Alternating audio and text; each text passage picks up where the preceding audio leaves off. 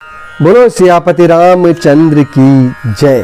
अभी तक आपने सुना कि किस प्रकार मनु और शतरूपा ने श्री हरि से उनका पुत्र होने का वर मांगा। आगे की कथा इसी तरह से सुनते रहें। और अगर आप पहली बार चैनल पर आए हैं और आपको ये कथाएं अच्छी लगती हैं तो हम यही कहेंगे कि कृपा करके आप इसे सब्सक्राइब भी करें, ताकि आपके पास ये कथाएं निरंतर आती रहें। आप अपने घर के बड़े बुजुर्गों को इस वीडियो को दिखा सकें, सुना सकें, और हम श्री राम की कथा को ऐसे ही आपको सुनाते रहें। बोलो सियापति रामचंद्र की जय। मुनि बोले, मुनि पवित्र और प्राचीन कथा सुनो जो पार्वती जी से शिव जी ने कही। संसार में एक केकई देश प्रसिद्ध है। वहाँ सत्यकेतु नाम का राजा रहता था। वह धर्म में दृढ़ नीति की खान, प्रतापी, शीलवान, बलवान था। उस राजा के 2 वीर पुत्र सब गुणों के धाम और बड़े रणधीर पैदा हुए। राजगद्दी का अधिकारी बड़ा पुत्र था, उसका नाम था प्रताप भानु। दूसरे पुत्र का नाम था अरिमर्दन। उसकी भुजाओं में बहुत बल था, वह संग्राम में चलायमान नहीं होता था। भाई भाइयों में परस्पर बहुत मेल था और सब दोष और छल रहित प्रीति थी। राजा ने पुत्र प्रताप भानु को राज्य दिया और आप श्री हरि भगवान की आराधना करने के लिए वन को चले गए। तब प्रताप भानु राजा हुए तो देश में उनकी दुहाई फिर से हुई। वेद विधि से वह अपनी प्रजा का भली भांति से पालन करने लगे। किसी और लेस मात्र का भी पाप नहीं रहा। राजा का हितकारी और चतुर मंत्री धर्म रुचि शुक्र के समान नीति का ज्ञानी था। मंत्री चतुर भाई बलवान और स्वयं महाप्रतापी रणधीर था। साथ में अपार चतुरंगिनी सेना थी जिसमें बहुत योद्धा थे। सब समर में जूझने वाले थे। सेना देखकर राजा बहुत प्रसन्न हुआ। घोर ध्वनि से जुझाऊ बाजे बजने लगे। दिग्विजय निमित्त अपनी सेना सजाकर शुभ दिन देखकर राजा डंका बजाकर चला। जहां तहां बहुत सी लड़ाइयां हुई। सब राजाओं को उसने बलपूर्वक जीत लिया। उसने भुजाओं के बल से 7 द्वीपों को अपने अधीन कर लिया और सब राजाओं को एक कर लेकर छोड़ दिया।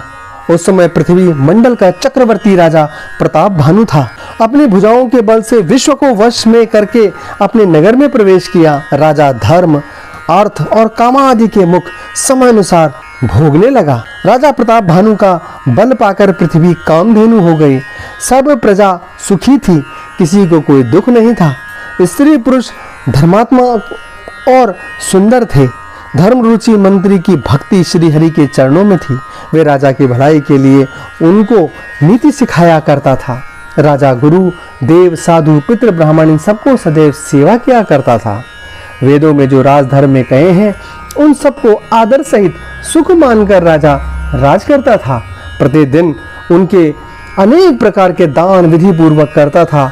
श्रेष्ठ शास्त्र, वेद और पुराण सुनता था। अनेकों बावली, कुओं, तालाब, फुलवारी, सुंदर बाग, ब्राह्मणों के घर, सुंदर सुंदर देव मंदिर सब तीर्थों में बताए गए हैं। पुराणों वेदों में जितने यज्ञ गए हैं वे राजा ने प्रसन्नता पूर्वक 1000 बार किए। राजा के मन में उन यज्ञों के फल की इच्छा नहीं थी। ज्ञानी राजा कर्म, ज्ञान और वाणी से जो करता था वह सब भगवान वासुदेव को अर्पण कर देता था।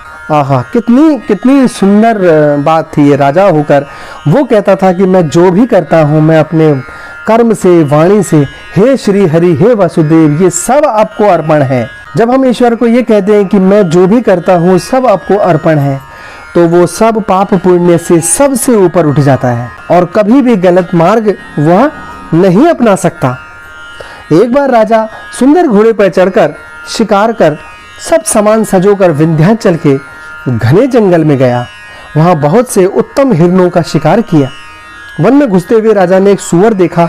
दांतों के कारण ऐसा दिखता था मानो चंद्रमा को पकड़ राहु वन में छिप गया हो। चंद्रमा बड़े होने से मुख में नहीं समाता हो और क्रोध के वश उगलता भी नहीं हो। सूअर की भयानक दाढ़ों में शोभा कही। उसका शरीर भी ऊंचा और बहुत मोटा था। घोड़े का शब्द सुनकर वह घुंघराते हुए चौकन्ना हो इधर उधर कान उठाकर देखने लगा। नील पर्वत की चोटी के समान बड़े सूअर को देखकर राजा ने घोड़े को चाबुक मारकर दौड़ाया, क्योंकि साधारण हाँकने से निर्भय नहीं होता था। अधिक शब्द करते हुए ब्राह्मण को देखकर सुअर पवन गति से चला। राजा ने तुरंत बाण चढ़ाया। बाण को देखते ही वह सुअर पृथ्वी में चिपक गया। राजा ने बाण चलाए पर सुअर ने छल करके अपना शरीर बचा लिया। कभी दिखाई देता तो कभी छिपता हुआ भागता। राजा भी मारे क्रोध के उसके पीछे भागने लगे। भागता हुआ सुअर दूर ऐसे वन में चला गया जहां हाथी घोड़े का निर्वाह नहीं था। राजा अकेला था, वन में कठिनाई बहुत थी, तो भी राजा उस सुअर का पीछा नहीं छोड़ता था।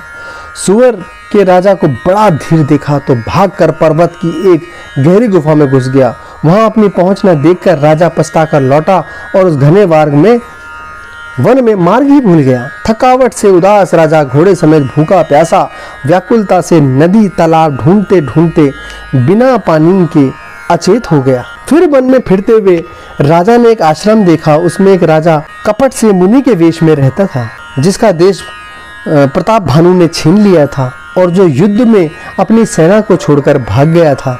प्रताप भानु का अच्छा समय जानकर और अपना कुसमय जानकर वह घर नहीं गया। उसके मन में बहुत लज्जा हुई और वह अभिमानी राजा प्रताप भानु को भी नहीं मिला। क्रोध को मारकर कंगाल के समान वन में तपस्वी के वेश में रहता था। उसके पास राजा गया, तब उसने पहचान लिया कि वही प्रताप भानु राजा है। मारे प्यास के राजा ने उसे नहीं पहचाना। सुंदर वेश देखकर महामुनि समझा, घोड़े से उतरकर प्रणाम किया, परंतु परम चतुर राजा ने अपना नाम नहीं बतलाया। राजा को प्यासा देखकर उस मुनि ने सरोवर दिखला दिया। तब राजा ने प्रसन्न होकर घोड़ा सहित स्नान किया और जलपान किया। सब थकावट दूर हुई और राजा सुखी हुआ। तब वह मुनि राजा को अपने आश्रम में ले गया। सूर्यास्त का समय जानकर आसन दिया। फिर कोमल वाणी से वह तपस्वी बोला, तुम कौन हो? सुंदर युवा होकर जीवन की परवाह न करके वन में अकेले किस कारण फिरते हो? चक्रवर्ती कैसे तुम्हारे लक्षण हैं? तुम्हारे देखकर मुझको बहुत ही दया लगती है।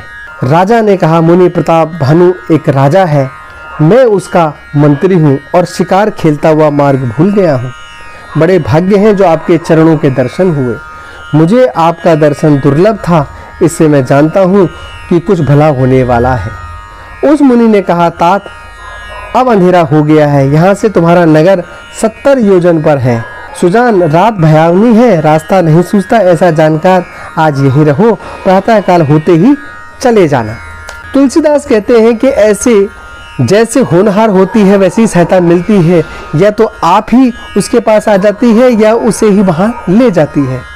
नाथ बहुत अच्छा, ऐसा कहकर मुनि की आज्ञा सिर पर रखकर घोड़े को वृक्ष में बांधकर राजा बैठ गया। राजा ने भांति से मुनि की बड़ाई की और चरणों में प्रणाम कर अपने भाग्य की सराहना की। फिर कोमल और सुहावनी वाणी से कहा, प्रभु आपको पिता जानकर ठिठाई करता हूँ। मुनीश, मुझे अपना पुत्र और सेवक जानकर अपना नाम बताइए। राजा ने उसे नहीं जाना, वह राजा को जानता था। राजा का हृदय निर्मल था, वह कपट में चतुर था। एक तो वह शत्रु क्षत्रिय, तिस पर भी राजा छलबल से काम निकालना चाहता था। अपने राज्य सुख को याद कर वह शत्रु दुखी था। कुम्हार की अवे की अग्नि के समान छाती जलती रहती थी। राजा के सरल वचन सुनकर वैर याद कर मन में बहुत प्रसन्न हुआ। वह कपट से भरे कोमल वचन युक्तिपूर्वक बोला, अब हमारा नाम भिखारी है, क्योंकि हम निर्धन हैं और हमारा घर बार नहीं है। राजा ने कहा, आप सरीके जो विशेष ज्ञान की खान होते हैं और अभिमान से रहित होते हैं, वे सदैव अपने आप को छिपाए रहते हैं, क्योंकि कुबेश बनाकर रहने में सब प्रकार से भलाई है। इसी से संत और वेद पुकार कर कहते हैं कि अकिंचन ही भगवान के प्रिय हैं। आपके समान निर्धन भिखारी गृहहीनों पर ब्रह्मा और शिव जी को भी संदेह होता है। आप जो कोई भी हो, आपके चरणों को प्रणाम करता हूँ स्वामी, आप मुझ पर कृपा कीजिए। कपटी मुनि राजा का स्वाभाविक प्रेम और अपने में विशेष विश्वास देखकर सब प्रकार से राजन को अपने वश में करके बोला, सुनो राजन, मैं शुद्ध भाव से कहता हूँ कि यहाँ रहते मुझको बहुत समय बीत गया है। अब तक न कोई मुझे मिला, न मैंने किसी को जनाया, क्योंकि तप रूपी वन को भस्म करके लोक प्रतिष्ठा अग्नि के समान है। तुलसीदास कहते हैं, सुंदर वेश देखकर मूर्ख ही नहीं चतुर मनुष्य भी धोखा खा जाते हैं। मोर देखने में सुंदर है, अमृत के समान बोलता है, पर भोजन उसका सांप ही है। इसी प्रकार वन में छिपा रहता है। भगवान को छोड़कर किसी से मुझे कुछ भी प्रयोजन नहीं। प्रभु, भगवान तो बिना जनाए सब कुछ जानते हैं, फिर लोग को रिझाने से कहो कौन सी सिद्धि है। तुम पवित्र और सुंदर बुद्धि वाले मुझे बहुत प्रिय हो, मुझ पर तुम्हारी प्रीति और विश्वास है। तात, अब तुमसे बात छिपाऊं तो मुझको बहुत बड़ा दोष लगेगा। जो जो ये तपस्वी उदासीन वचन कहता था, तो राजा को विश्वास बढ़ता चला गया। जब राजा को कर्म, मन और वाणी से अपने वश में देखा, तब बगुला भगत तापस बोला, भाई मेरा नाम एक तनु है। यह सुन राजा सिर नवाकर बोला, मुझको अपना सेवक जानकर अपने नाम का अर्थ समझकर कहिए। कपटी मुनि बोला, जब सबसे पहले सृष्टि उत्पन्न हुई तब ही मेरी उत्पत्ति हुई, तब से दूसरी देह धारण नहीं की, इसी से एक तनु नाम हुआ। पुत्र, मन में आश्चर्य मत करो, तब से कुछ दुर्लभ नहीं।